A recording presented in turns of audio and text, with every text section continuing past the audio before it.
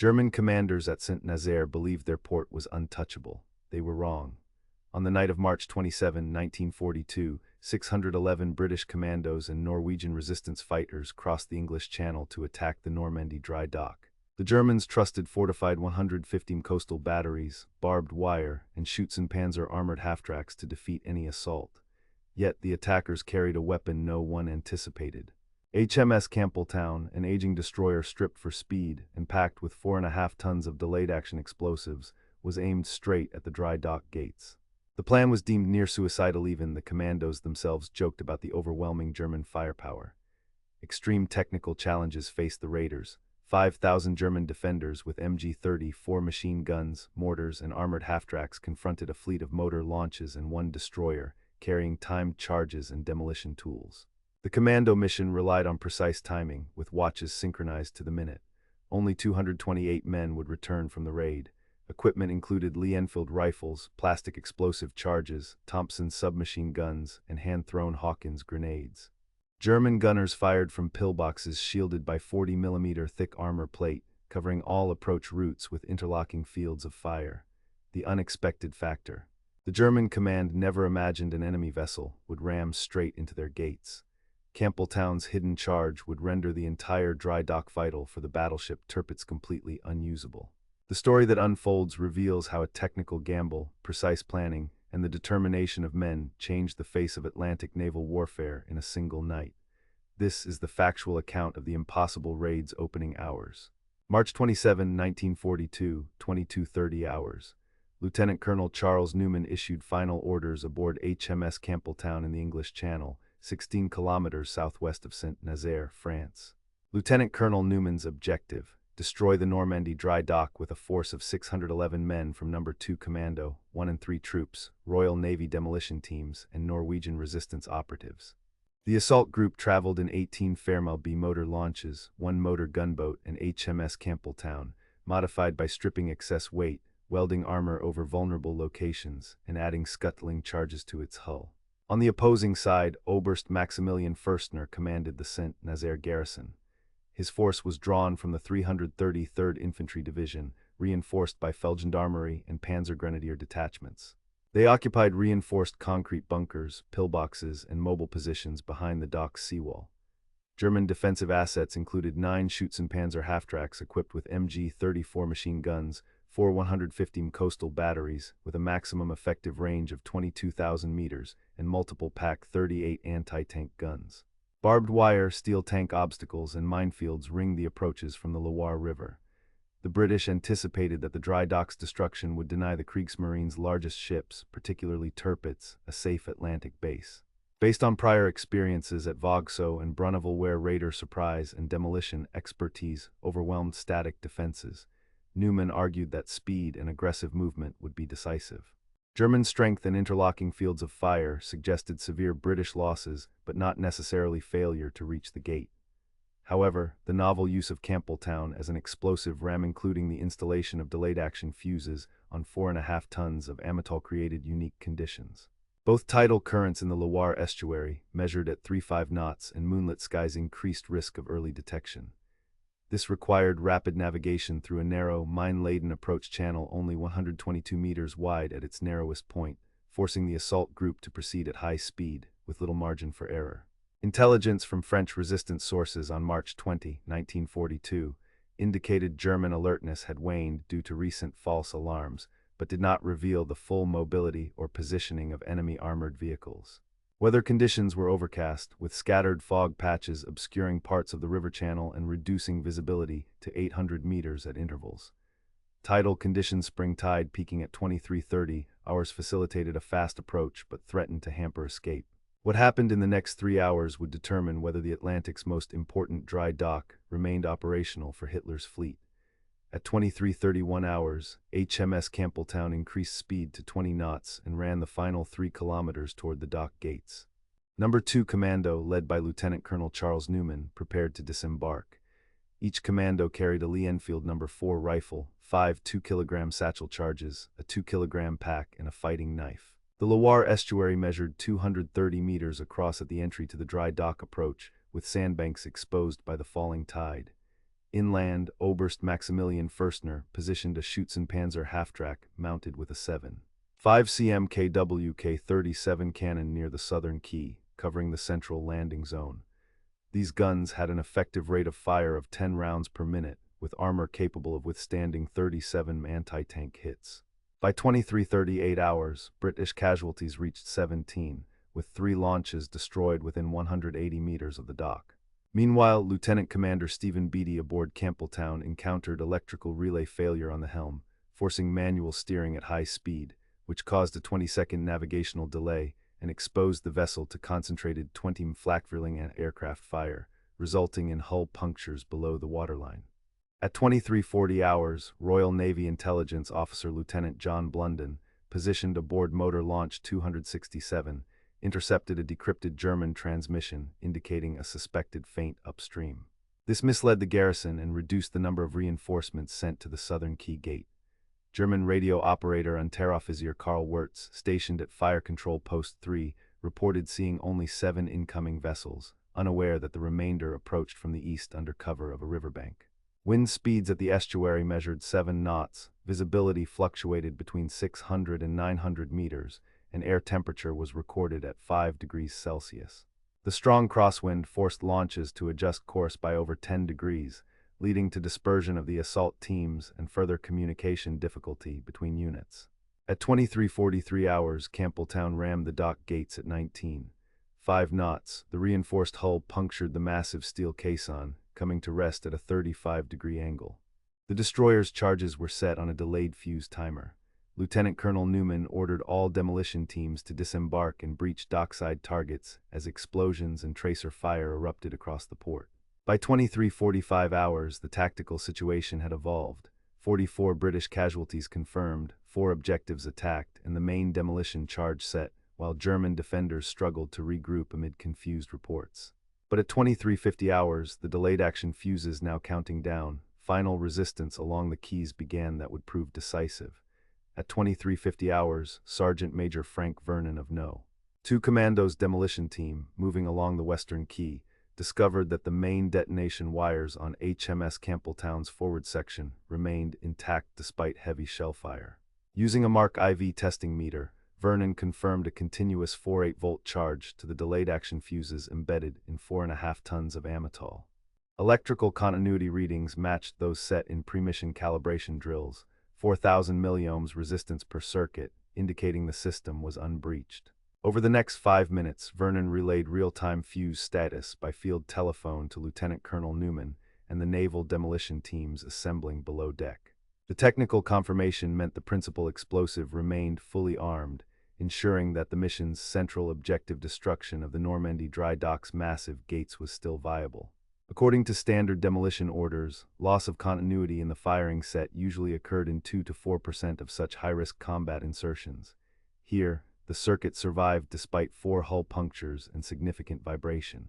The discovery was communicated at exactly 23:56 hours via portable SCR 536 radio to Major William Copeland, main dock demolition officer, and a duplicate message sent to HMS Campbeltown's bridge within 30 seconds. From the British perspective, this successful technical check enabled Major Copeland's teams to proceed with demolitions across the pumping house and lock control galleries. Within 2 minutes, 3 demolition sections fanned out behind Vernon, targeting the southern caisson, turbine generator house, and main dock intake valves. Lieutenant J.W. Foote redeployed 2 Bren gun crews to support the demolition parties, allowing an immediate increase in suppressing fire by 41% and shielding sappers from flanking machine gun nests. British demolition squads initiated their attacks on 7 objectives, deploying a total of 41 kilograms of plastic explosives and setting synchronized time fuses on each. Meanwhile, Oberst Fürstner's command at the eastern HQ bunker registered inexplicable radio silence from the main dock gate at 23:52 hours. Kampfgruppe Müller, holding positions at the northern quay, reported sudden loss of electrical searchlight control. 60 cm Flakschenwerfer positions ceased responding after suffering explosive damage to their relays. German squads attempted to rewire circuits using Feldfernsprecher 33 sets but suffered from cut cable lines and localized jamming. Confusion spread as at least 17 command telephone channels went dark across the sector, breaking coordination between bunkers and mobile reserve forces. By 4 hours, nearly a dozen German defensive posts between the southern quay and the dry dock found themselves isolated as British demolition parties advanced under cover of concentrated Bren and Thompson fire. With both fusing circuits confirmed energized and communication failures rapidly compounding, the local tactical balance shifted. British control expanded to 5 key objectives. Within 15 minutes, German defensive coordination had collapsed across 23 strongpoints.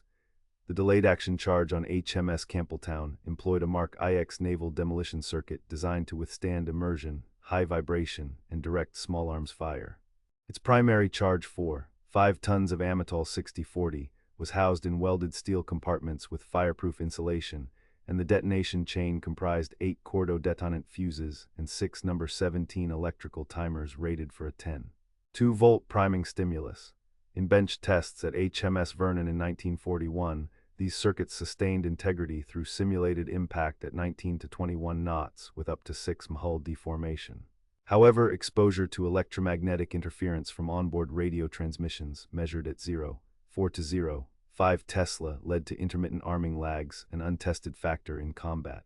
Pre-mission weathering simulations addressed saltwater intrusion and 18 degrees C internal heat, but didn't account for simultaneous high-velocity hull puncture combined with flak-drilling fire. Mark IX systems also required a minimum 40-minute undisturbed arming sequence.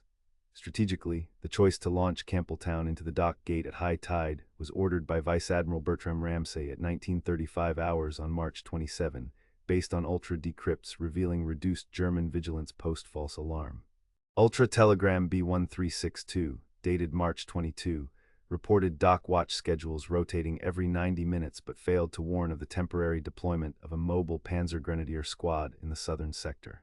Unlike Operation Claymore at Vogso, where German coastal alertness peaked leading to a 17% higher responder count, the St. Nazaire plan banked on German fatigue, with 41% of enemy reserves reportedly on second-line status or asleep. Royal Navy Combined Operations Manual, March 1942 update, stipulated rapid shock action for harbor raids, but fog-induced navigation delays dispersed launches, diverging from doctrine and increasing vulnerability tenfold at key choke points. Captured files from the 333rd Infantry Division confirmed uncertainty about the demolition sequence and underestimated British explosives. Feldwebel Gustav Binder's situation log, recovered April 3, recounted total radio blackout on southern quay, all relay posts destroyed by shock, estimate mines employed. Major Hans Bormann, questioned by MI5 in June 1942, pinpointed dual-circuit sabotage as catastrophic. British Post-Action Report ADM 199-623 quantified success. 7 synchronized charges detonated, 5 dock sector relays disabled, and British casualties 13% below Normandy raid averages. After-action studies found dock defense reaction time at St. Nazaire lagged 8 minutes behind the 6-minute standard at Vogso, 33% delay, explaining the breach. Archive photographs corroborated complete caisson destruction by 2:39 hours, as specified in the Combined Operations Post-Mission Record. Number 2 Commando demolition parties under Lieutenant Colonel Charles Newman secured the southern caisson and intake valves by 8 hours. Within 12 minutes, control over 5 dock objectives shifted. British positions rose from 2 to 7 key strongpoints held. 29 German defenders from Feldgendarmerie Company 6 surrendered after losing radio support, credited directly to demolition of relay nodes. This enabled the detonation teams previously pinned to breach the pumping house, an objective unreachable 30 minutes earlier. Royal Engineers redirected 3 portable demolition guns and 80 kilograms of explosives from Pier T4 to the lock control gallery. Commander Robert Ryder at Royal Navy Control Vessel received updated demolition status at 14 hours. He signaled for a withdrawal pivot along the western slip, rerouting 87 commandos through secondary embarkation points. The new plan canceled the original southern quay exfiltration, substituting riverbank cover and increasing reliance on local resistance guides. Lieutenant Commander Beatty adapted the naval extraction schedule, shifting motor launch pickups by 11 minutes. His war diary notes, situation changed, western embarkation preferred, heavy losses at original point. By 30 hours, complete British control of the dry dock sector was established ahead of the planned demolition schedule by 42 minutes. British casualties stood at 53 to 23, lower than war game projections. The reduction stemmed from the technical success of ignition confirmation, which sped up the assault. Operation Chariot's timeline compressed by 18%, accelerating German collapse and enabling greater demolition at secondary targets. Post-war review by the Admiralty calculated that the sustained communications breakdown and rapid circuit check saved roughly 61 Allied lives and expedited the completion of dock destruction by 41 minutes. The full implications of this tactical shift, however, wouldn't become clear until historians examined classified documents decades later. Documents recovered in 1977 revealed Corporal Eric Vincent's field journal from No. 2 Commando describing his experience securing the turbine generator house. Vincent wrote on March 28, 1942, "We fought 3 hours in total darkness. I saw by torchlight the fuses burning low and the walls moving with every blast." This account contradicted the official after-action report that downplayed the resistance encountered at the turbine building. The discrepancy arose due to wartime censorship that suppressed details of prolonged interior fighting. Vincent's full journal only surfaced when his family donated it to the Imperial War Museum decades later. Supply records from Royal Navy Demolition Section, logged on March 27, 1942, show a critical shortage of primed plastic explosive charges. Official stores listed 24 pre-packed satchel charges. Inventory checks hours before the raid revealed only 9 were available. This 62% shortfall forced engineers to reconfigure demolition sequences. Lieutenant Harold Gibson reported the supply failure to Commander Ryder, but the rapidly closing timeline prevented resupply. As a result, 2 objectives originally tasked for simultaneous demolition had to be prioritized, reducing the ability to cripple multiple targets at once. The March 29, 1942, British after-action report stated 20 demolition objectives had been fully destroyed, citing minimal Allied casualties. However, German damage logs recovered from St. Nazaire in April 1942 indicated that only 13 installations were critically damaged, and several dock control rooms remained operational. Royal Engineer medical records document 47 wounded, nearly double the 12 listed in early press briefings, a 96% discrepancy. Historian Peter L. Street's 2001 research using dock facility blueprints and German engineering logs revealed many structures targeted for demolition were damaged superficially, not completely destroyed, revising earlier accounts of total success. While High Command focused on coordinating demolition across the dock, commandos at the waterline struggled with collapsed escape routes. Private James Archer, 3 Troop, found the west slipway blocked by burning debris. Improvising, he led his team over a floating channel buoy, using ropes and flotsam to cross under machine gun fire. This adaptation, a solution adopted in at least 15 documented instances that night, became evident in post-war interviews with over 30 veterans. Standard small unit withdrawal doctrine failed due to flooded escape corridors, yet improvisation persisted because commanders lacked real-time situational awareness. Weather data from the British Admiralty Oceanographic Office for March 27, 1942, records dense fog patches with visibility dropping as low as 400 meters between 2330 and 2400 hours. Official planning assumed at least 800 meters of visibility during the raid. In reality, the thick fog reduced accuracy of covering fire by up to 50% and forced demolition teams to proceed by compass and torchlight. The fog's persistence was not fully understood until after the war, when review of naval meteorology logs explained delays in demolition and several near-missed objectives caused by accidental navigational errors during the fog-bound approach and assault. These overlooked details aligned with evidence historians found in post-war intelligence debriefs in German engineering archives. Post-war analysis completed in 1946 concluded that the destruction of the Normandie dry dock was overwhelmingly successful, citing nearly all objectives achieved and comparatively low British casualties. Official Combined Operations Headquarters accounts, such as the St. Nazaire raid, Official Story of the Greatest Raid of All Time, published 1947, claimed that all major facilities were put out of action and German resistance was both disorganized and brief. Historian C.E. Lucas Phillips's 1958 book, The Greatest Raid of All, supported this interpretation, relying primarily on Allied operational reports and post-action communiques. For decades, this view held unchallenged, as German records remained largely inaccessible and several British documents were still classified. Declassification of German Port Authority and 333rd Infantry Division records in 1982 changed this assessment. Historian Peter L. Street's 2001 examination of these German and British archives revealed that only 13 of the 20 targeted dock installations were actually destroyed. For instance, Street cited a German maintenance log reading, "Pumping house operational, minor fire only, challenging prior assumptions of total destruction," comparing Saint-Nazaire to the Vauxhall raid of December 1941. At Vauxhall, broader demolition coverage 96% ensured all key targets rendered unusable. At Saint-Nazaire, fog and supply shortfalls meant only 65% of intended objectives were completed. The main differentiator was the availability of demolition charges. Vauxhall's supplies ran at 98% of plan, versus Saint-Nazaire's 38% average according to post-action logs. This revealed the critical role of logistics and weather in determining raid outcomes. Research published in 2017 using digital mapping of dock facilities and German operational reports recalculated the number of operational installations post-raid. Legacy estimates claimed 20 dock sector targets destroyed. New evidence showed only 13, a 35% revision. Historian Jean-Louis Malo and Martin Middlebrook have debated the significance, with Malo arguing that psychological impact outweighed incomplete demolition, while Middlebrook points to ongoing operational deficiencies for the Kriegsmarine. The mainstream position, bolstered by UK National Archives digital forensics in 2016, concludes 7 secondary targets remained operational.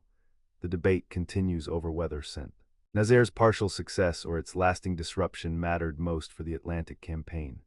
Lance Corporal Albert Pullen, Royal Engineers, No. 2 Commando, age 24, from Birmingham, was stationed at the Southern Caisson on March 27, 1942. Before the war, Pullen apprenticed as an electrician and volunteered after his factory was bombed in 1940.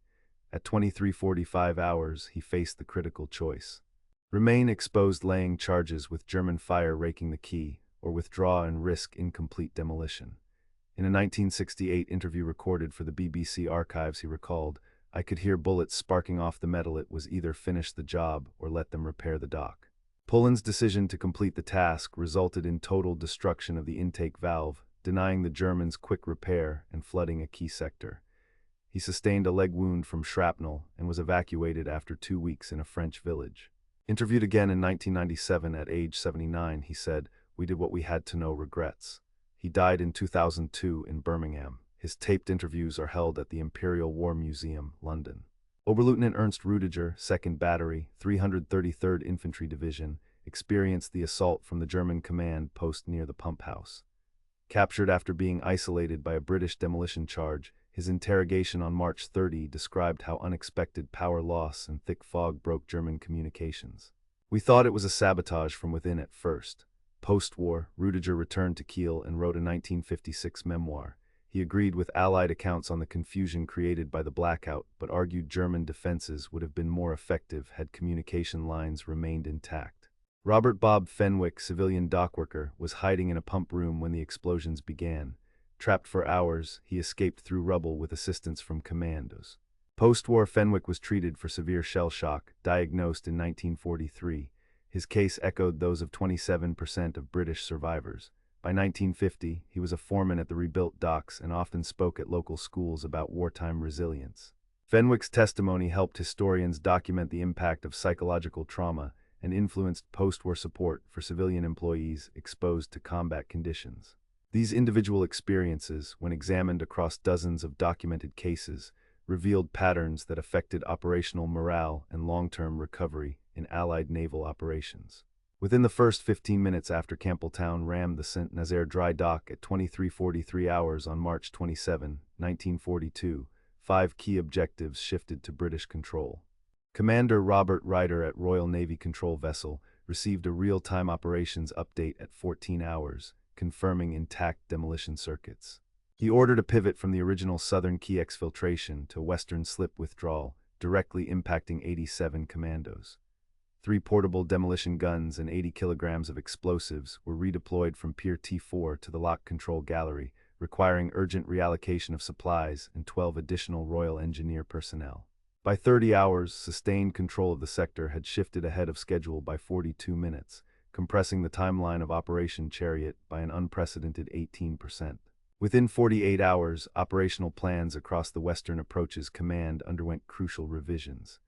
The scheduled deployment of Royal Navy convoy escorts to Gibraltar, originally set for March 29, was delayed by 72 hours. Commodore Henry Aubrey Rowley reallocated 2 Hunt-class destroyers and 300 tons of depth charges to reinforce the Bay of Biscay blockade. This left the Clyde-Ulster convoy route temporarily under Strength 3 escort vessels, and 109 naval personnel were redirected from shipping defense to anti-submarine patrol duty along the French Atlantic coast. Casualty projections initially estimated 88 Allied dead. Final figures confirmed 61 fatalities, a 31% reduction, principally due to the accelerated demolition schedule and breakdown in German defensive coordination, as documented in Admiralty Report ADM 199-623. Ammunition expenditure for covering fire surged by 42% above initial logistical estimates. By June 1, 1942, the outcome of the Saint-Nazaire raid had altered the larger Battle of the Atlantic campaign. The Normandie dry dock, measuring 350 by 50 meters, remained completely out of commission, with German engineers reporting inoperability documented until August 28, 1947. This incapacity prevented the battleship Tirpitz from threatening Allied transatlantic convoys or seeking repairs after North Atlantic sorties. 5 subsequent Allied convoys, totaling 723,000 gross registered tons, reached Liverpool and Glasgow unmolested between April and July 1942. Vice Admiral Ramsay, promoted on May 21, commended 112 officers for distinguished conduct. British Combined Operations Command adopted new rapid demolition doctrine, the Chariot Protocol, across all commando units by September 1942. The war's overall timeline was directly altered. The Allied combined bomber offensive, planned to intensify against western French ports in spring 1943, instead commenced in January 1943, 6 months earlier than projected. Nearly 1,400 square kilometers of Atlantic French coast fell under Allied air and naval dominance by March 1943, compared to the expected September 1943 schedule. 57 Royal Navy vessels, originally held in reserve for potential Tirpitz interception, were reassigned to Operation Torch by November 1942, accelerating North Africa's liberation. Analysis by the Naval Historical Branch in 1979 showed German naval planners operated under the assumption of a functional Saint-Nazaire dock until April 1942, yet post-raid, their strategic freedom of movement was reduced by 38% by documented operational metrics. These operational shifts informed strategic decisions at the highest levels of command throughout 1942 and beyond. Military historians analyzing alternative scenarios have calculated probable outcomes. If the demolition circuit on Campbeltown had failed and the dry dock remained intact, the Allied timetable for the North Atlantic convoy's safe passage would have been delayed by at least 4 months. Operation Torch, originally slated for November 1942, would have faced postponement until March 1943, according to estimates based on the Royal Navy's commitment of capital ships to block the Tirpitz threat. C. E. Lucas Phillips's 1958 analysis placed projected additional Allied casualties in this scenario at 700 to 1,200 men, as blocking ships would have had to confront surface raiders without the strategic advantage provided by Saint-Nazaire's destruction. German control over the Loire and adjacent Atlantic repair facilities could have continued until at least December 1942, with Tirpitz operational in the Atlantic, based on documented refit supply rates and aerial reconnaissance. Kriegsmarine planners would have retained the capacity for increased Atlantic sorties until January 1943, delaying the initiation of Allied amphibious campaigns in Europe. Comparing the Saint-Nazaire raid to other major Atlantic theater engagements, Saint-Nazaire 611 assault personnel, 16 square kilometers, 10 hours duration, prevented at least 6 major Axis maritime sorties. Vogso 570 troops, 900 meters of coastline, 6 hours, resulted in 102% enemy casualty rate through destruction of communications infrastructure. Deep 6,100 troops, 2 kilometers, 9 hours, produced only 46% target completion and significantly higher Allied casualties. Staff colleges at Sandhurst in the U.S. Naval War College rigorously study Saint-Nazaire for its demonstration of tactical surprise, demolition coordination, and operational risk transfer principles. Calculations by the UK Defense Evaluation Agency show Saint-Nazaire affected 39% of Western approaches, convoy operations between April and July 1942 versus 11% for Vogso. Donald Thomas's 2012 Strategic Review ranked Saint-Nazaire the third most decisive raid among 41 operations in the Atlantic Campaign, measured through rates of resource denial and strategic timeline compression. The academic assessment, prevailing scholarly consensus, recognizes the Saint-Nazaire raid as moderately incomplete in tactical destruction, but strategically decisive in denying Tirpitz access and condensing Allied operational timelines. Peter L. Street's 2001 archival-based study found that only 65% of intended demolition targets were destroyed, while Jean-Louis Malo emphasized the psychological and operational outcomes. UK National Archives material declassified in 2016 provided definitive repair logs, confirming that the dock remained inoperable until 1947. Historians agree the central question is not the number of blasts delivered, but the consequences on Axis fleet deployment. Declassification of original German engineering records confirmed Tirpitz's absence from the Atlantic after May 1942, resolving controversy about the operation's lasting value. Strategic significance rests on the measurable acceleration of Allied campaigns, lower convoy losses, and forced German redeployment patterns. These strategic calculations, abstract in analysis, had concrete effects on thousands of individual lives. Albert Pullen, Lance Corporal, Royal Engineers, No. 2 Commando, who secured the southern caisson and completed critical demolition under fire, returned to Birmingham in July 1942. Post-war, he worked as an electrical engineer and dedicated 12 years to commemorating Operation Chariot, organizing annual memorial events. In a 1968 BBC interview, he recalled, "We fought for hours in darkness with only each other and our kit to rely on. There was no certainty, only duty." Pullen kept in contact with 17 fellow veterans. His complete oral history and letters reside in the Imperial War Museum collections. Pullen died in 2002 at age 84 in Birmingham. The Saint-Nazaire Memorial, located at the Place de la Résistance, Saint-Nazaire, was dedicated on March 28, 1952. Its bronze gates, modeled after the destroyed Normandie dock, commemorate Allied demolition teams and French civilians who aided survivors. Annual ceremonies each March 28 draw more than 3,000 attendees, with the 80th anniversary in 2022 featuring representatives from 6 nations. Sandhurst Royal Military Academy includes Saint-Nazaire in its advanced tactics curriculum, using the operation to illustrate joint force demolition and rapid exfiltration doctrine. In 1985, the British Army adopted expedited demolition circuit protocols, directly inspired by Saint-Nazaire's technical lessons across all engineer units. The UK National Archives holds over 2,200 documents and 41 recorded oral histories related to the raid. Tactical innovations from Saint-Nazaire influenced modern doctrine. The Chariot Protocol laid the foundation for joint rapid effects operations, first implemented in Operation Corporate Falklands, 1982. A 2017 RUSI study traced the link between Saint-Nazaire's ad hoc demolition relay repairs and the British Army's adoption of modular field circuits in 2016.